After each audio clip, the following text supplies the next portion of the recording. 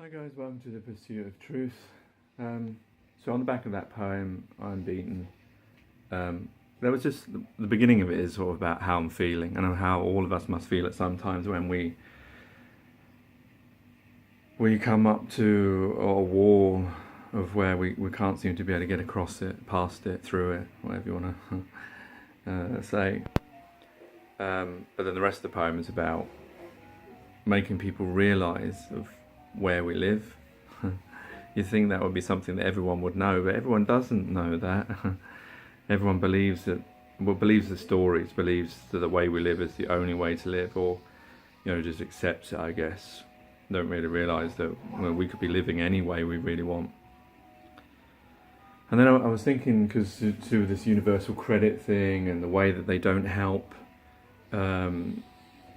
they help people with renting, i.e. so they're helping, because when you pay the rent to the landlord obviously has a house already, because he's got this house. So you're helping someone that's, well enough off. They can afford 2 houses, let's put it that way, at the minimum. And some of them may have like more, 10 houses or something. And the money you're paying is more than repayments most of the times. Definitely more than interest only, but most of the time it's actually more than repayments as well. So, this kind of thinking keeps people always, in the same loop. Whereas if they were to help out with mortgages, then people could actually benefit being the key word there, from that, because they'd actually be paying out less money to people. And at the end, they would actually have their own property. And after 26 years, they wouldn't need to keep paying them rent. Do they expect to keep paying rent to all these renters all the time? Do they have enough money to keep doing that? Or is it because they're just caring about generating business? Because, of course, that landlord, he's making money, he's paying maybe more taxes. Maybe that's their reasoning for it. Because to me, it seems completely illogical. And, I was thinking, should I write to the Department of Work and Pensions, is it Esther McFay, and point this out to her? But obviously, she already knows. I mean, these people, if I can work this out, they must all know this. So it would be just pointless. It's a bit like, because I always ask my dad, can you check it? I don't know. I sort of thought, well, what's the point of this? What's the point of me, writing this letter? They're not going to change anything, but then maybe that's the attitude that they want you to have, that, because that stops everyone else from doing it, and then it's only one person that is brave enough to do it. Whereas if we all actually wrote to these people, maybe things will get changed, but I doubt it, because they know there must be a reason why they do this. I know they would probably come back to me with some already printed out statement and just stamp their signature next to it, and they would make out that, they have to ring fence things so they can't help everyone because they don't have enough money. But you're not really, it's like a band-aid. You're not really curing the condition. You're just putting a little sticker on it that's going to come off, and then the blood's going to come out again.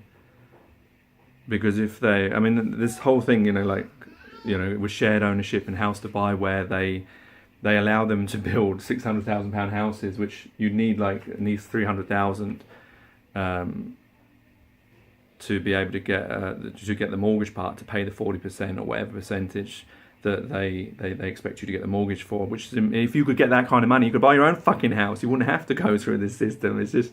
It's laughable how they must realise that they can't be that stupid with maths. These people have gone to Eton, have gone to, Cambridge, Oxford, and all the big private schools. They know, they must know. They're not that stupid. And of course, if it's their job, they would have to look through all this stuff. Surely, we don't expect them to only be able to look for something if I tell them. And the example I gave to my dad when I was thinking, should I bother or not, is a bit like, in the Second World War, a Jew asking a Nazi for kindness. I'm not trying to equate those things, but what I'm trying to say is that the people that are putting us in the situation, they're not going to put us out of the situation, are they? Because they're the ones that put us in this situation. Universal Credit used to give people SMI, they would pay the interest part of the mortgage, but they stopped doing that, and now they give you a loan, which you have to pay back once you sell the house or when you own the house, I think, or something like that. So, that puts you in the same kind of debt problem as the first place. It's like a loan shark. It's not, It's just, but they know what they're doing. They're keeping us in rental. That's why, when you look around these places like House to Buy, the problem with House to Buy is no one's building the houses, and if they do build the houses, they're building apartments. I've seen a few of them in Croydon. They're building I need to video it for you. It's just like a big 2 pillars of concrete. I assume that's the bit that everything connects to, like the lift shaft or the show, whatever those things are. It's just going to be like 500 flats in one block of space. That's how they see us now, like that. Maybe there's just not enough. Is there not enough space for everyone to have a house? So that's impossible to think about anymore. And from now on, house, it's like they've redefined what homes are. Wait a minute, let me just show that. Be back. Sorry, twins teething. What was I saying? Yeah, so they redefined the word house or home is now not, it's a block of concrete and everyone living together. Concrete jungle.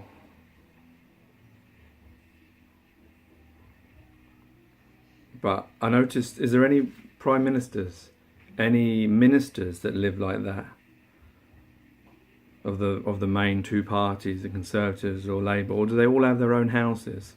Do they all have their own mortgages that maybe already paid off? Do any of them have universal credit? Well, why is that? Why is it that we, the people who vote for people who are privileged? How stupid are we? That's why I think from now on I'm not going to vote anymore. And I know people say, because they always put that in your head that, if you don't vote you can't complain. Although, as I've seen a few videos recently on YouTube reversing that, because if you're not the one who puts them in power, then you can complain because you didn't put them in power. But the thing is, the choices they always give you as two old people. It's like when they showed was it in America, the Senate of who is not representatives. I don't know. It was for the Kavanaugh. When they were going through that kind of thing. All of them look so old. They all look like, if you was going to walk into a retirement house, that would be, the age you would find there. And they're making big decisions. Where's all the young people? Why is it like, Theresa May, how old is she? Donald Trump, how old is she? Why do we keep electing all these pensioners? And I'm not dissing pensioners or anything like that, but what I mean is these people, they're already settled, they already have everything, and I'm not trying to dig them for doing that, because they're lucky to be, or they've worked to get that, or they've been they've whatever reason. But the fact is that if we had people who are struggling, if we had our prime minister was on universal credit, if our prime minister or president was sleeping on the streets, do you think they would make the changes for all of us that we really all need? Or should we elect someone who has a nice big house, who's paid off their mortgage, who's getting loads of money from all other kinds of deals? I mean, we are stupid, really, aren't we? But the thing is, we've bought into the story. We've been told, you go for elections. This is how it all works. This is democracy. You are free. You're democratic. You have your choice. But the thing is, it's like I was saying to my dad that he was thinking that one letter is not going to change anything. They're not going to change anything because of one person. And yeah, that's probably true. But that's the problem then. How do we change then? How do we make change? If we see inequalities and injustices that all around the world, I can see them in the UK. Imagine how they are around the rest of the world. They must be even worse. Where they don't even have anywhere to live anywhere, or they're living in a house made of wood, a shack, because they can't even rent. They don't have those kind of facilities because their government doesn't have the money, or the government doesn't care about them. It's more worried about military and building nuclear weapons and fighting wars. So how do we make change? If writing to our politicians and MPs won't make the change, but then that's the real problem. There is no way, is there really? That's why things don't get changed. Look at how long it took for slaves to be abolished. I've seen many films about it, and I'm sure they're not that accurate. But look how long it took. Who was it? Wilberforce? I don't remember his name now. The one of the main guys who tried to, or as it's portrayed, tried to get slavery, and he was trying to convince people to see that, which, a normal human being should realize that enslaving one of your own species is, and that took, how long?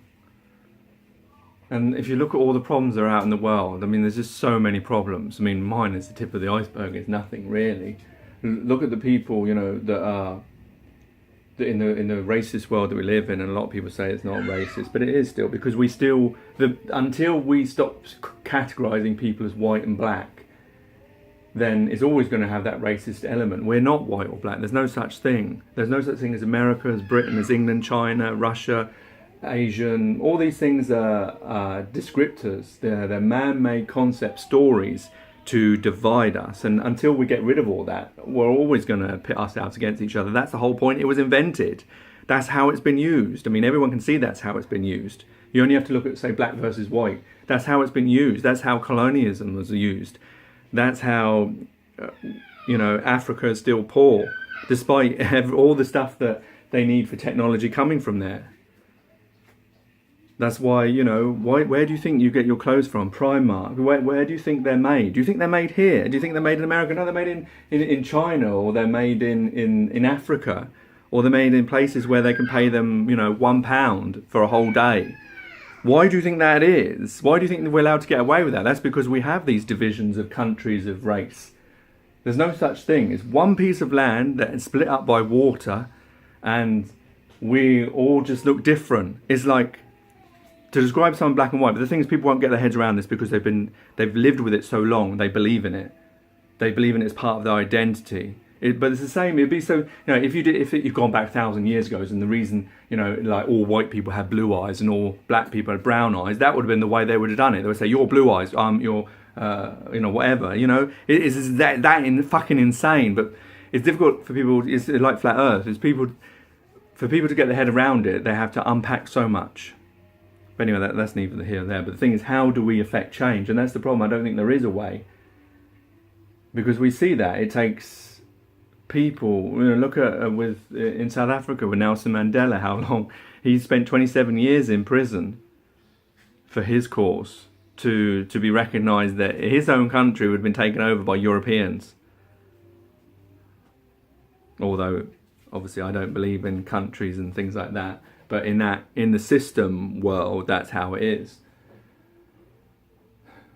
But I don't think I'm ever going to live to see a time where mankind is actually wised up to its realities of where it lives, its realities to who it is, its realities to the relationship between each other, and the reality of how we should be and we could be. If we colonized a different planet, we could make up all the rules, isn't it? If we go to Mars or the Moon, assuming they exist, then we would make up, let's live harmlessly, let's all work together. I mean, how do they work on the International Space Station, the so-called International Space Station, if it does exist? Russia, China, America, Europe, they all work together, no? They're fighting down here, they're having sanctions against each other, but each of them are flying each other up there. So they can have peace up there, but down here, we don't realise we're all the same. But the thing is, we're never going to get rid of that, because people have their identity. They know they've been programmed for that to be part of them. They've been programmed to be white. They've been programmed to be black. They've been programmed to be English, American, Chinese, Russian, Iran, wherever.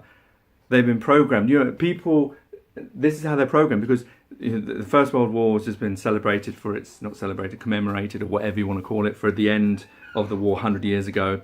People were stupid enough to fight for some rich people that never even got out on that field and never even died. It's not like in the old days where they used to ride along with them. And I'm sure they were heavily fortified anyway, but at least they actually fought with the people that they asked to fight. But during the First and Second World War, you didn't say Winston Churchill in Germany fighting against the Nazis, did you? No, he was sitting in his bunker, smoking his cigar, getting fat. But people went to war for other people. That's how programmed people are. I mean, that's obvious. That's the proof of it. That's the proof of how powerful identity is. That because they believe themselves to be English or British, or they wanted to attribute themselves to those things, they would fight. And all they had to do is give them a reason, tell them, oh, I mean, it wasn't even back then like because of the Jews, because they didn't tell people. They knew about what history now records, that the British and Americans did know what Hitler was doing in the concentration camps, but they didn't report that to people because they didn't like Jews either. That's why they didn't bring them here. They gave them Palestine to make it Israel. So don't think that, the Second World War was all about hero worship and good versus evil. They knew about the Jewish issue. They didn't do anything about it. It was more to do with land. That's what they were worried about. They didn't want Germany stealing their land. They didn't want Germany coming to England and stealing it. That's the whole point. That's why they got involved. They didn't, when they had the treaties that, was Switzerland, was it Austria? I'm not sure who the treaty was. The one that they didn't acknowledge, where they were meant to go out and fight for them and they didn't do it. But then when the second treaty country got invaded, then they did it because they realised they were coming. And they got all the way to France. They weren't caring about, liberty or about freedom or about democracy or, maybe little people were bits of it. But all of it was about land and the power domain, who has the power. Because the more countries you own, the more power you have. The more infrastructure you have, the more power you have.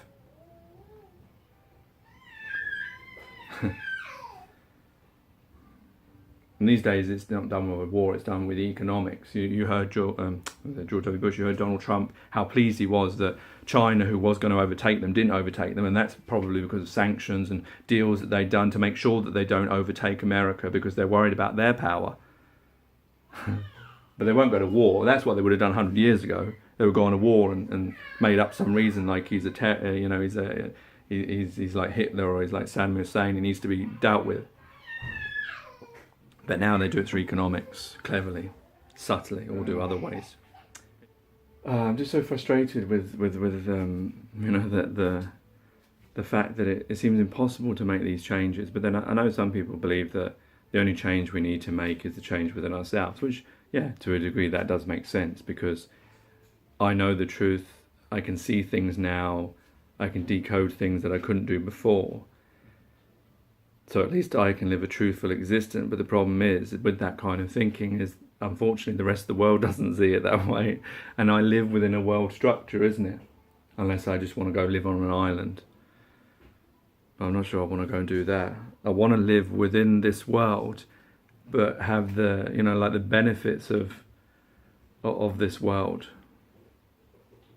Not only for me, but for my twins, but not only for that, also just, I want the change for all those people that are suffering out there.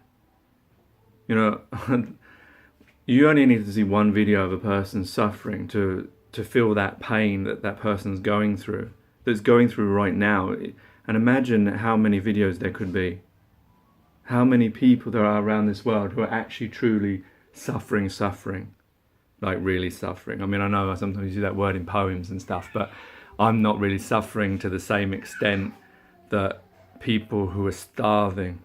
Like recently there on the news, they had a story about Ebola being in the Congo, rising again because they don't have enough medication.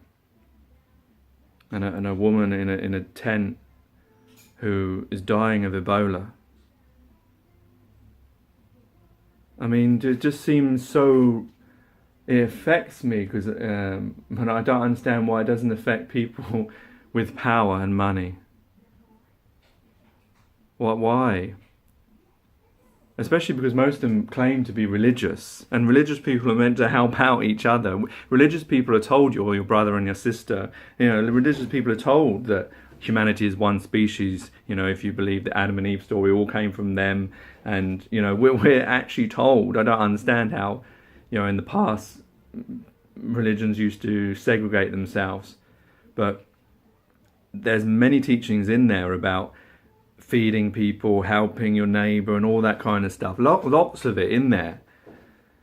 In the Quran, in the Bible, in the Hindu and the Sikh scripts, in lots of different religions. They're meant to be. There's 6 or 7 billion, the so-called figure of how many living people there are. How many of them are actually religious, claim to be religious? Is it 5, 6? So it's the majority, it's over 50%. You'd think with the over 50% religious people, And if you look at all the people in control, the ones that actually have the power, like me, it doesn't matter what I believe. Well, to a certain extent, I can't affect control. I'm not in government. Government is the owner of the system, isn't it, that we live in, and big businesses, because they have power over government. So those people, aren't they all religious as well? Or they're not religious? Maybe that's it. Maybe all those powerful people, they're all Satanists or something. They're not actually, or just non-believers, but it doesn't matter, because even the people who do believe, they don't really believe in what they say they believe. They don't believe in helping one another, because a lot of religious people, you'll find they're very racist as well. And people, we've been taught to look after ourselves. You know, that I am me, the I identity. That's how we're taught. We're not taught we're taught in families, in units, so that we only look at that. We don't look at the whole unit as being the whole human species. So every single day, every minute, someone is suffering really badly of something. You know, like there's lots of diseases that are curable, lots of diseases that are invented, lots of diseases that are created by poor medicine, by people not doing, trying to make money out of medicine rather than actually doing the best that they possibly can. There's lots of this going on. Everyone knows about it. It's like, I'm listening to these videos back and thinking, people must think I'm fucking crazy, isn't it? Because I'm talking about stuff that is not, if they put me on BBC One now, people would just be laughing at me saying, this man's crazy. He's gone mad. Especially if I do like that. But I'm not. Everyone knows this. Everyone does know this, don't they? They do know everything that's going on. I mean, do they only know it when Children Need come on, or when Red Nose Day? Do they only realise at that time, when they see those videos, that often make people cry? They made me cry. Throughout my life, I've seen Red Nose Day and all these charities, and even now when they put them on the adverts, you see them and they touch you, they make you cry. You think of how people are living. Well, we only see that once a year? We don't realise that that's going on all the time? Do we not bear any responsibility to that then? Is it just we can shrug our shoulders and say, well, it's not our country, is it? Or in our country, we don't do that. We put money into benefits. We give people, yeah, we do to a certain extent. There are still people that are sleeping rough. Oh no, that's their own choice. No.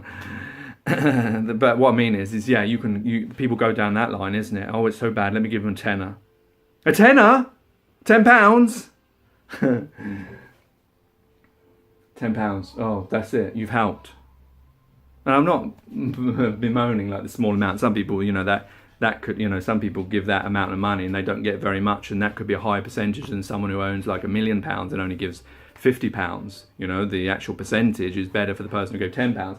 I'm not trying to. What I'm trying to say is that giving money to these charities isn't the way to solve the problem. It's a very ineffective way of solving the problem. Don't we know that? I mean, all of us work in businesses, no? And all of them, they try and make money as much as possible. They squeeze that money out. They say, oh, let's do a head count. We don't need 5 people because 4 people can do that work. We all see that, no? We all see how businesses work. Why don't we do that as a human species? Do you think the best way to help people out in countries, giving them £10, giving them £50 once a year? Do you think that's the best way of helping us all out? Or do you think we could actually dispense with this idea of money? That we could actually work a better way? Oh no, I'm being too idealistic now. Oh no, I'm a hippie. What's the problem with that? It's because people don't want to give away their borders. They don't want to give away. They're worried about what they're going to lose. Oh, I'm going to lose my mansion. Oh, I'm going to lose my 3-bedroom house. Are you? I mean, it's going to take years and years and years for the transition of getting rid of money and equilibrizing the whole of this planet, this realm, this existence, the place where we stand upon. That's going to take forever to do that. You're not going to lose anything in your lifetime. And everyone will be equal and everyone will be happy. Don't you want that? Don't people want that? Do you think I'm mad for actually asking that every single one of us, we're all born equally, no? If I was born there, I'd be suffering. I'm just lucky that I was born here, but I had no choice in that matter. They had no choice in that matter.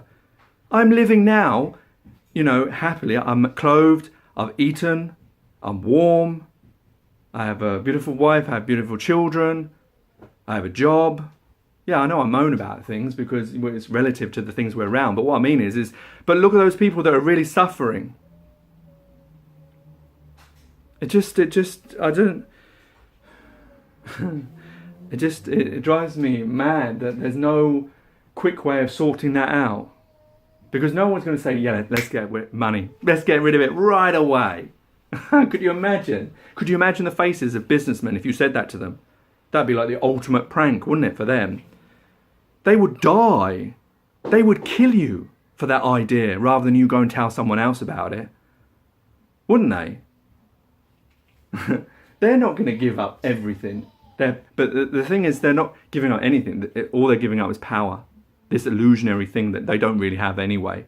They're not more powerful. Just because they have more money and they have everything, they're not actually more powerful than me or you. We're all exactly the same. That kind of status is mind control, is the way you think about things, the way you think about yourself, the way you think about other people based on the stories that you've been told throughout your life.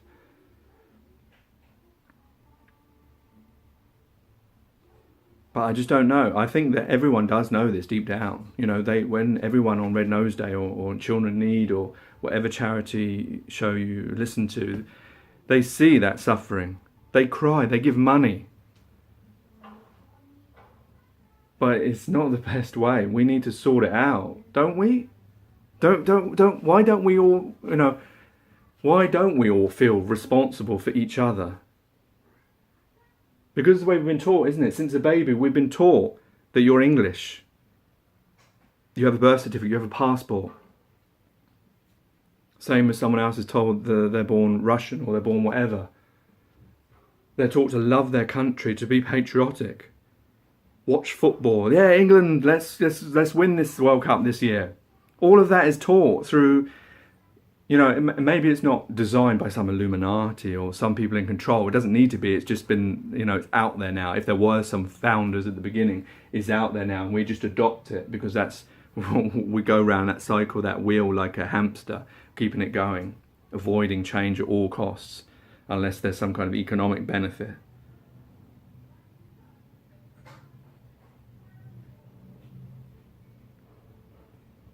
But I know this video that I'm making, it won't make any difference. It won't change, the small amount of people that listen to it. Even if they share it, it's not gonna, even if this got on to newspapers or got on to TV, they'd probably attack me rather than actually look at what I'm actually saying, acknowledging that it's right. Because I don't understand how, no matter your wealth, no matter who you are, whether you're Bill Gates, whether you're Theresa May, you're Donald Trump, you're the tramp on the street, sorry if that's not a good term for them, but you know what I mean, or you're me, or you're you, surely we can all say that yes, the way we live is fucking shit, and it's helped out all those people with money so much. For those countries who we rely upon making our products for us, who we steal we get their material to make our silicon phones. All our computers, where does it all come from? It comes from Africa, it comes from the Middle East, it comes from Asia, it comes from all these countries where we can buy up bits of land and dig out and get all this stuff and pay them very little and make lots of money. We pay them, maybe £2 for that silicon, and when we put it in a phone, we charge £1,000. We're making 98% profit. Was it 980% profit? My maths isn't that great, is it? Can you imagine though? And that's what they don't want to let go of, isn't it? Who's going to let go of that? For peace for everyone to be happy. Because they're already happy. If you're happy, you don't see it, do you? That's the thing. I don't think they really see it. Some maybe do, I don't know. But I don't know, what is causing us to, well, we all must know, deep down we all must know that there are people suffering in the world. We all agree with that, yes? There are people suffering in the world, and it's because of the way we all live. If we lived a better way where we all work together, you could still actually, if you really wanted to have your countries, you could still have them if you really, really wanted. You could have your names or whatever, as long as you didn't have money and as long as you helped out each other despite what name it is or what person, where they come from. You could do that if you really wanted. So you could keep some of these things. You could even keep money if you wanted, but just to make sure everyone has the same amount of money, like you do when you start Monopoly. Can you imagine if you've played a game of Monopoly? Maybe this is a good way of seeing it. Imagine you play a game of Monopoly. You all get the same amount of money when you start, isn't it? Well, imagine you didn't get that. Would you think that was fair? I think I've answered the question. That's the easiest way of looking at this. So why do you think it's fair that everyone has to play by those rules in their only life? That there have been people that since watching this have passed away of curable diseases, who have passed away because of the system that we all live in, that there is blood on each one of our hands, whether we admit it or not. Because we're all brothers and sisters, we're all one species, no matter how we look, no matter how we sound, no matter where we're from, no matter what time, no matter any of these things, we're all one species. Take care, take it easy, God bless and peace.